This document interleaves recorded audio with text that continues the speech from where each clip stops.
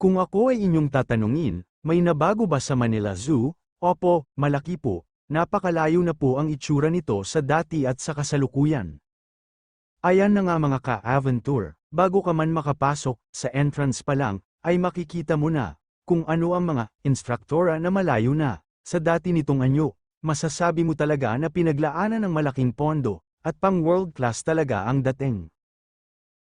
Habang andito nga po tayo sa entrance, nararamdaman na nga po natin ang kakaibang excited dahil dito pa lang sa labas ay mabubusog na ang ating mga mata sa mga tanawin.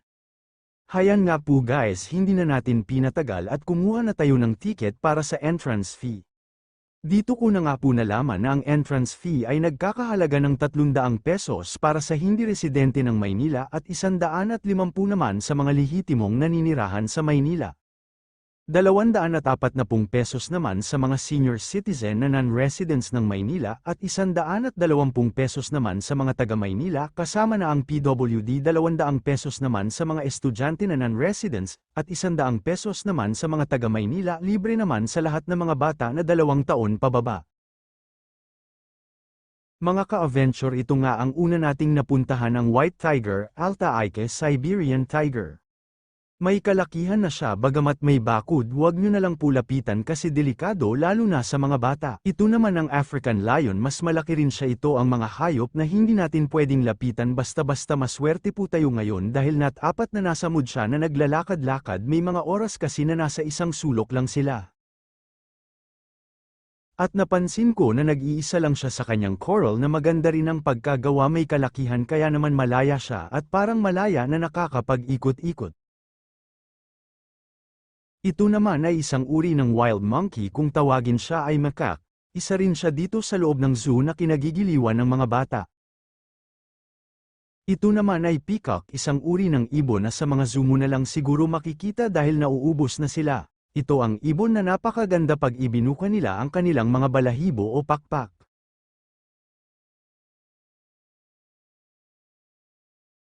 Ito naman ang cage ng pinagsamang zebra at ostrich. Napakalawak din ng kanilang nagsisilbing kulungan.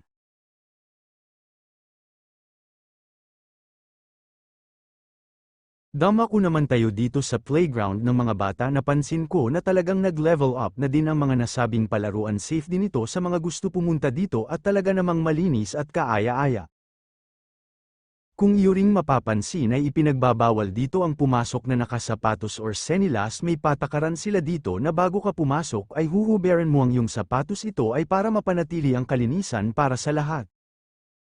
Dito naman tayo pumunta sa bahaging ito, mga lagan na hindi mo may pagkakaela na mapapahanga ka sa mga landscape, punong-puno ng mga iba't ibang uri ng halaman. Ang naturang lagan, kahit saan ka lumingon ay mapapawaw ka sa sobrang ganda nito. Ito ay isang lugar na masasabi mong perpekto para sa bonding ng isang pamilya o magsing-irog, at dito mo rin masasabi na sulit ang binayad mo na 300 pesos kung hindi ka lehitimong taga Maynila. Tuloy-tuloy nga lang tayo sa pag-iikot, hindi mo maramdaman na napapagod ka, siguro dahil na rin sa iyong mga nakikita. Mayroon talaga ako hinahanap guys, kung mayroon na ba kapalit si Malik, isang elepante na matagal ng atraksyon dito sa Manila Zoo na noong ika-29 ng Nobyembre taong 2023 ay binawian ng buhay, pero ayun guys, napag-alaman ko na wala pa siya naging kapalit.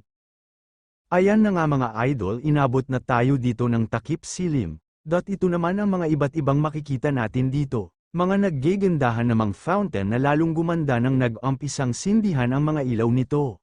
Perpekto naman ang lugar na ito sa mga mahilig ng picture taking. Lahat ng mga yan ay iyong makikita dito sa loob ng zoo.